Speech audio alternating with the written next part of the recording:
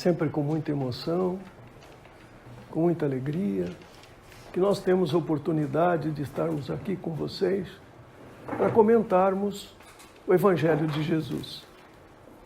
O Evangelho de Jesus, básico para a nossa doutrina, que tem como finalidade nos ensinar a doutrina do amor. Esse tema, que colocamos o título, Sejamos a Luz do Mundo, aparentemente pode parecer para vocês que eu estou fazendo um convite. Aparentemente, eu estou sugerindo isso para vocês. Não é verdade. Na realidade, é uma determinação divina. É o objeto da nossa vida, não desta encarnação, da nossa vida inteira. A isso nos dedicamos. E vamos discutir isso essa noite. Quando fomos criados, não nosso corpo, mas nosso espírito, nós fomos criados a partir de uma semente, a partir de um princípio que é a centelha divina. No começo de tudo, havia o Verbo. O Verbo estava junto de Deus e o Verbo era Deus. Nele havia vida e a vida era a luz dos homens. E a luz brilha na treva e a treva não a reteve. Palavras de João no início do seu Evangelho, no primeiro versículo. Kardec, na pergunta que faz aos espíritos do quem é Deus, ou o que é Deus, ele recebe a resposta que Deus é a inteligência suprema, causa primário de todas as coisas. No princípio era o Verbo. No princípio era a inteligência suprema. Leon Denis, ele comenta que cada alma é uma irradiação da grande alma universal, uma centelha gerada do eterno foco. Se nós somos a centelha divina, nós somos parte de Deus, como Deus é parte de nós. Eu gostaria que quando vocês saíssem daqui hoje, depois da argumentação que eu vou fazer, percebessem essa centelha. Caibar Schuttel nos ensina: todo ser carrega consigo uma centelha divina. A presença de Deus está em tudo e em todos. Ninguém é beneficiário exclusivo dessa presença. Haverá um dia em que a centelha divina será sentida forte o suficiente em cada um para que os encarnados pratiquem na íntegra a lei do amor, símbolo maior da presença de Deus no âmago do ser. Essa centelha é o princípio do amor ao próximo, do amor sem restrições, desse amor que a gente ouve falar, que um dia talvez a gente venha sentir. João nos ensina. Jesus era a luz verdadeira, ele diz, que ilumina todo homem que vem ao mundo. Todo homem que vem ao mundo. Estava no mundo, e o mundo, por meio dele, foi feito. E o mundo não o conheceu. Jesus, o Criador, o engenheiro celestial, o engenheiro encarregado de construir, encarregado de administrar a nossa terra, o mundo que nós vivemos. O entendimento é este: que a luz veio ao mundo e os homens amaram mais a treva, pois suas obras eram más. Pois todo aquele que pratica o mal odeia a luz, e não vem para a luz, a fim de que não sejam reprovadas as suas obras.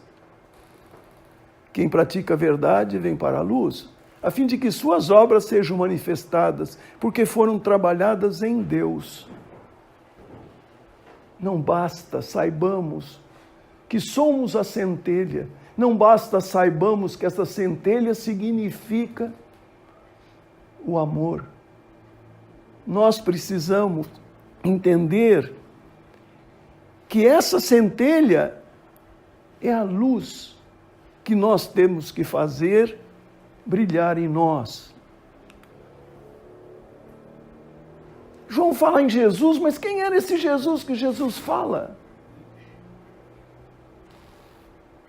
Jesus, para nós,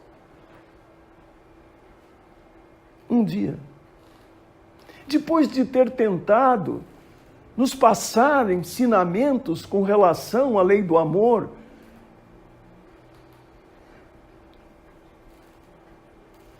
com Confúcio, com Platão, com Siddhartha Gautama, com Moisés, com Sócrates, Platão, Hillel. Percebeu que nós estávamos ainda presos às trevas, não é verdade? O homem ainda não estava procurando a luz, porque a luz poderia mostrar para ele o que ele era e ele não queria saber. Jesus, então, depois de milhares de anos de preparação, reencarna na Terra. E como ele vem? Ele poderia ter escolhido. Ele escolhe vir humildemente. Nasce numa terra de pouquíssima importância. Filho de um carpinteiro, desses que nós conhecemos, sem carteira assinada, que anda de cidade em cidade procurando emprego, procurando um trabalho. Quando a mãe dele, no final da gravidez, percebe que é o momento em que aquele ser, maior espírito que nós temos notícia, ia encarnar naquele corpo que ela desenvolvera, ela não tem onde ficar. Eles estavam fazendo uma longa viagem para a época. E não tem onde ficar. Buscam um abrigo. E o único abrigo que ela encontra é um estábulo. E ela dá à luz a esse bebê numa manjedoura. Nós, caipiras, sabemos muito bem o que é uma manjedoura. Para aqueles que não sabem, é um coxo feito de madeira, onde se coloca comida para os animais. E ali, possivelmente, ela ajeita o capim que sobrara e coloca o bebê.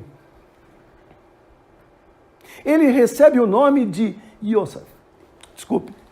Yeshua. Yoshua ben Yosef. Jesus, filho de José. Tem uma infância igual todas as crianças, uma mocidade como todas as outras. se torna ele próprio um carpinteiro. Mas chega um momento que ele tem que começar a sua missão. Cumpre então as tradições da época. Se recolhe ao deserto, sai, primeiro, perto de casa, começa a fazer certos milagres, talvez para chamar a atenção, porque as pessoas não prestavam atenção nele. Talvez para fazer brilhar a sua luz. E ele então transforma água em vinho, cura doentes. E ele fala do amor. Ele diz que não está contrariando a lei. Ele conhecia perfeitamente a Torá, porque como todo o judeu, ele respeitava aquela religião que recebera da família, da comunidade que ele vivia. Mas ele veio para modificá-la. Os antecessores dele não tinham conseguido isso. E ele então se propõe a modificar. E ele sai pregando. E um dia, ele está na praia do lago de Genezaré, e as pessoas começam a chegar perto dele. Ele já havia escolhido, nessa época, alguns dos seus discípulos, ou até todos, e eles se juntam em volta dele. Quando ele percebe que eram muitas as pessoas, ele decide então subir num lugar mais alto, para que ele pudesse ser visto e ouvido, para que pudesse mais alto brilhar a luz. E ele fala então da doutrina que ele vai espalhar. Ele conta para nós o que é a doutrina do amor. Quando ele olha aquela multidão, ele convida os mais humildes, os mais sofredores, para que se aproximem. Venham, venham, vocês que sofrem, vocês aflitos, vocês pobres de espírito. Ele não tem nenhum preconceito. E todos se chegam perto dele. E ele diz: vós sois a luz do mundo. Quem? Quem é a luz do mundo que ele está falando? Os rotos, os maltrapilhos, os ignorantes, os aflitos, os sedentes de justiça, os abandonados, os perseguidos, são esses que são a luz do mundo?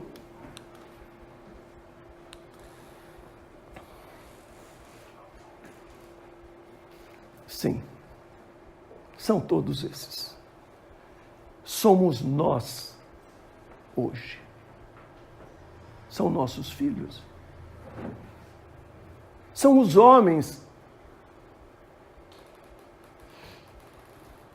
que não querem ver a luz. Homens que preferem as trevas, que preferem então as guerras. Deixar que muitos morram de fome.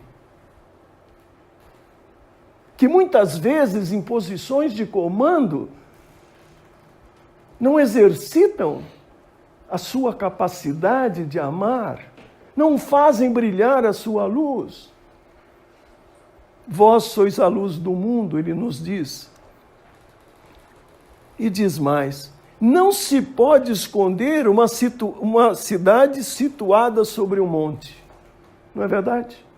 Como é que eu vou esconder uma cidade que está em cima de uma montanha? Nem os que acendem uma vela a colocam numa caixa, mas no candelabro, para que ela possa iluminar. Não é verdade? Quando falta luz na nossa casa e nós vamos lá e corremos lá para pegar uma vela, onde a gente coloca? Num lugar onde possa iluminar a todos. Assim, dessa forma, resplandeça a vossa luz diante dos homens, e eles verão as vossas boas obras e glorificação vosso Pai que estás no céu. Meu Deus, que compromisso! Quanto mais eu fizer brilhar a minha luz, mais claro ficará,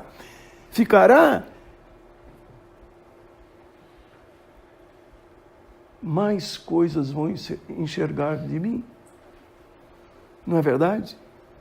Eu vou me dar mais a conhecer na medida em que essa claridade se faça.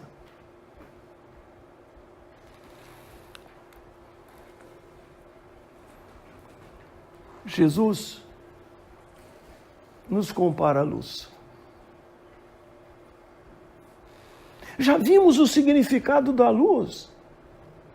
A luz para Jesus era a centelha divina que temos dentro de nós. É isso que ele está falando.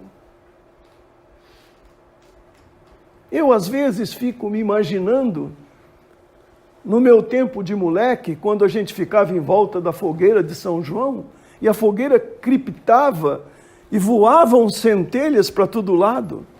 E se vocês lembrarem disso, ou tiveram essa experiência, percebem que quando termina a luz, é um simples carvão. É isso que nós queremos? Até podemos querer. Mas Deus não nos fez para isso.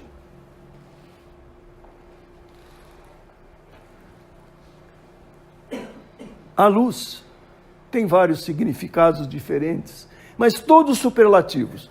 A beleza, a pureza, a alegria, mas também a sabedoria, o conhecimento acumulado, certo? Quando nós falamos da luz, nós imaginamos uma coisa grande, superlativa. E eu pergunto para vocês, mas será que nós merecemos tão grande elogio? Eu me lembro do poema da formação do mundo, que está na Bíblia, e que em determinado momento fala primeiro dessa luz, da criação do mundo, mas lá na frente ele fala da criação do homem, não fala? Que foi feito de barro. Ele estava falando do nosso corpo físico. É isso que ele estava nos ensinando. Que eles também se preocuparam em que nós tivéssemos um corpo físico para habitar esse planeta. E Deus assopra no ouvido do homem. Ou seja, dá ao homem uma alma, dá ao homem um espírito. Percebem? Então, quando Jesus olha para nós, é isso que ele vê. E Jesus nos lembra, através da comparação, não se pode esconder uma cidade situada sobre um monte. Não foi isso que ele falou? Fala das nossas qualidades morais, gente. Não pede que as escondamos. As nossas qualidades morais, nós não devemos esconder. Nós temos que ser cada vez melhores e demonstrarmos isso. Uma vez, falando numa preleção como essa aqui, eu falei dos transparentes. Vocês se lembram disso? Quem são os transparentes? São as pessoas que nós não enxergamos, que nos atendem muitas vezes nos balcões, nos bancos, que trabalham na nossa casa. São aqueles que nós encontramos na rua pedindo esmola. São todos transparentes para nós. Experimentem olhar nos olhos deles. Experimentem cumprimentá-los. Bom dia, muito obrigado. Quando vocês estiverem no shopping, estiverem no banheiro feminino ou masculino, e tem lá uma pessoa limpando, Ao sair do banheiro, olhe para ele e fala, obrigado. Nós vamos mudar a vida dele. Ele vai deixar de ser transparente. Jesus não nos via transparentes. Jesus olhava para nós e conhecia cada um, via cada um. Mas quando Jesus ensinava sobre a caridade, lembrou que a mão esquerda não deve saber o que a direita faz. Falava da vida material. Percebe a diferença?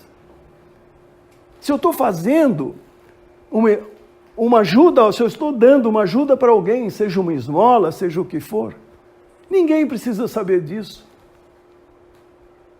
Não é isso que faz brilhar a minha luz. Isso eu não preciso divulgar, isso eu não preciso mostrar.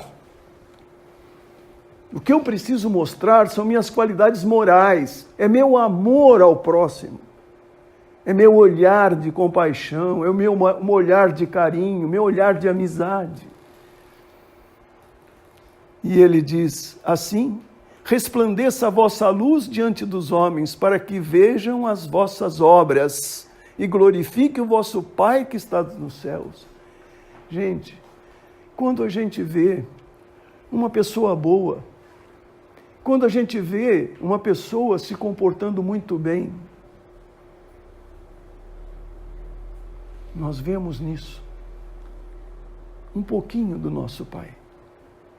Não quero fazer propaganda, mas eu fiquei absolutamente emocionado quando eu vi o primeiro-ministro do Canadá chorando ao entregar um documento de cidadão canadense para um imigrante sírio que estava acabando de chegar. Chegaram 500 em 2 aviões que o Canadá mandou buscar. E quando ele entrega para um deles esse documento, ele chora. E eu fiquei emocionado, porque eu pensei assim, meu Pai, essa é a vossa luz. Ninguém precisa me falar, eu estou vendo a luz brilhar de repente na minha frente. Me ajude a fazer o mesmo. Quem sabe um dia, numa oportunidade. O Evangelho nos ensina. Amigos espirituais e muitos estudiosos da doutrina também nos ensinam. Por que nós não seguimos então as orientações? No mesmo episódio do Sermão da Montanha, nós encontramos um trecho que ele diz: por isso todo aquele que ouve essas minhas palavras e as põe em prática, é como um homem sábio que construiu sua casa sobre a rocha. A chuva cai, as torrentes de água inundarão e os ventos fortes virão e atacarão a casa. E ela não cairá, porque está fundada sobre a rocha. Todo aquele que ouve as minhas palavras, mas não as pratica, se assemelha ao homem insensato que construiu sua casa sobre a areia. A chuva cairá, as torrentes de água virão, os ventos atacarão aquela casa e ela sofrerá grande queda. Não é, senhor engenheiro? A primeira coisa que vocês fazem não é conhecer o solo em que vocês vão construir. E nós? E nós? Nós vamos construir a nossa casa espiritual em que base? E ele nos ensina, ouvindo as minhas palavras e praticando as minhas palavras. Esse é o nosso alicerce, essa é a nossa base sólida.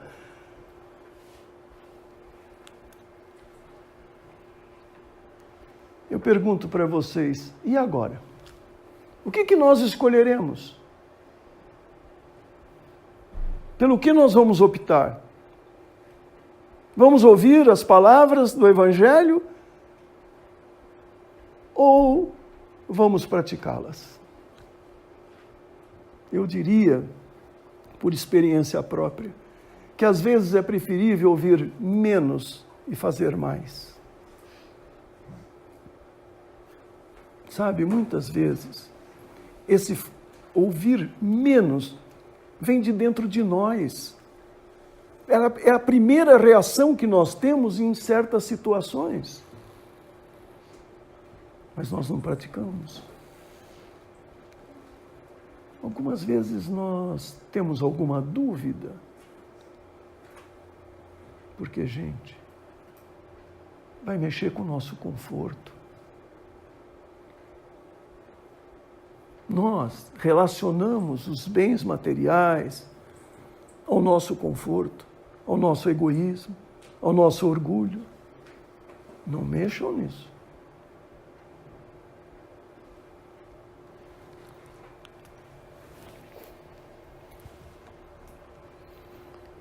Então, eu quero trazer para vocês, quero recomendar para vocês.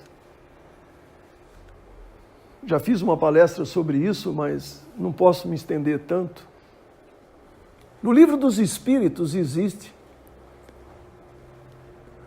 no capítulo 17, o nosso codificador, Allan Kardec, sob a inspiração do Espírito da Verdade, no item 3, sob o título O Homem de Bem, lista as principais qualidades daquele que se dispõe a seguir o mandamento. Tem lá uma lista, um checklist, né? Não é bonito falar assim? Um checklist, está lá. Tá? Imprimam, prega na porta da geladeira, põe na agenda, põe como página inicial do nosso laptop. Está lá a lista. Se nós conseguirmos fazer alguma coisa dessa lista, nós estaremos progredindo. Nesse mesmo item, Kardec diz, esta não é a enumeração de todas as qualidades que distinguem o homem de bem, mas todo aquele que se esforça em possuí-las está no caminho que conduz a todas as outras. Gente, aqui tem, embutido aí, tem um preceito muito, muito importante, que eu diria que é a base da nossa doutrina. Ele fala, aquele que se esforça em possuí-las. Quem são, ou quem é o espírita? É aquele que tenta ser. Porque nós estamos muito longe de conseguirmos ser, dizer, opa, agora já sou, opa. Não funciona assim. Então, o que na realidade o Espírito de Verdade está dizendo para nós, que o nosso esforço já é a luz. É muito difícil chegarmos a um ponto, vamos dizer assim, culminante da nossa luz. Não importa. Importa é o nosso esforço para fazermos isso. É isso que o nosso Pai quer. Ele estará do nosso lado. Por quê? Porque nós não temos trevas em nós temos a luz. Ele estará do nosso lado, Ele estará nos ajudando. Na mensagem do Espírito Santo Agostinho, na questão 919 do Livro dos Espíritos, no capítulo 12 da perfeição moral, esse capítulo é maravilhoso. É um dos últimos capítulos do Livro dos Espíritos. Okay? Maravilhoso. Lá tem também uma mensagem do Espírito Santo Agostinho, que em uma outra palestra eu havia comentado, eu não vou repetir aqui porque vai ficar muito comprido. Mas, por favor, leiam. Dê só uma espiadinha. Se vocês esquecerem que a questão é 919, lembra que é no capítulo da perfeição moral. Se vocês lerem tudo do capítulo, melhor ainda. Ok? Então, Gente, concluindo, em decorrência do nosso egoísmo, do nosso orgulho, nosso compromisso com o conforto material, e estou colocando aqui psicológico, que conduzem nosso livre-arbítrio, sempre respeitado por Deus, ficaremos ainda milhões de reencarnações no caminho de nossa evolução. Vou traduzir. O nosso egoísmo, o nosso orgulho, o nosso compromisso com o conforto material e psicológico, eles dominam o nosso livre-arbítrio. As nossas escolhas, ok? E Deus, quando nos criou, estabeleceu um princípio básico para Ele mesmo. Não vou mudar o livre-arbítrio de ninguém. Porque eu vou criar o homem, a centelha divina, e ele vai ter a obrigação, ele nasceu para isso, para evoluir. Evoluir, fazer brilhar essa luz, essa centelha. Então, ele vai respeitar isso. Ele vai respeitar o nosso livre-arbítrio. E nós passaremos milhões de reencarnações tentando fazer brilhar a nossa luz. Mas lá atrás nós não falamos do esforço? Vamos passar esses milhões de reencarnações nos esforçando. Outra coisa, eu garanto para vocês, que dentro da nossa pequenez, nós sentiremos a evolução. E ficaremos felizes com a evolução.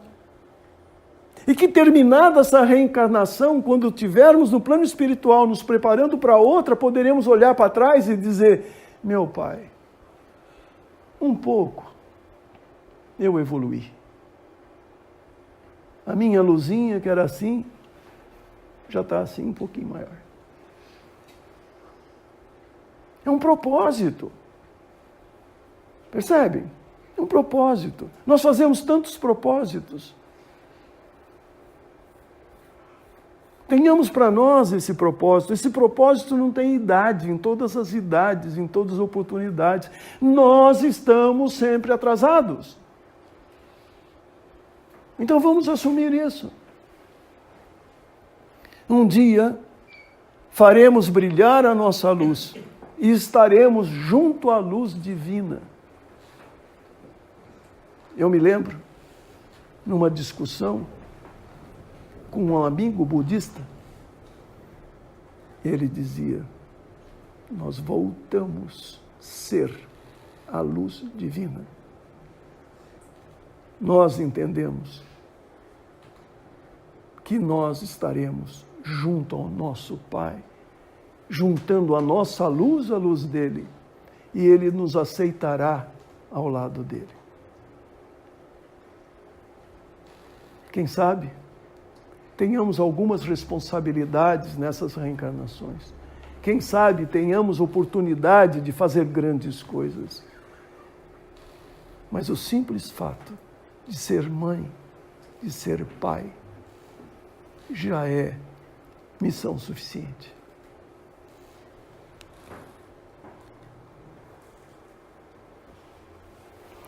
Então, eu vou terminar dizendo para vocês, vamos mudar o título do início, sejamos a luz do mundo, porque agora eu proponho seremos, com certeza, seremos, com absoluta certeza, a luz do mundo.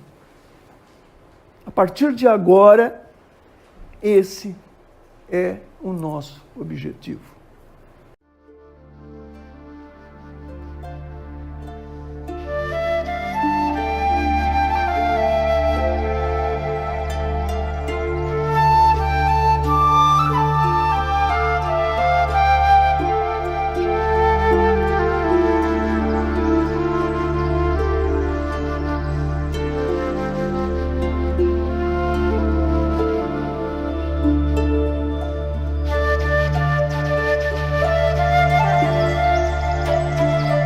Música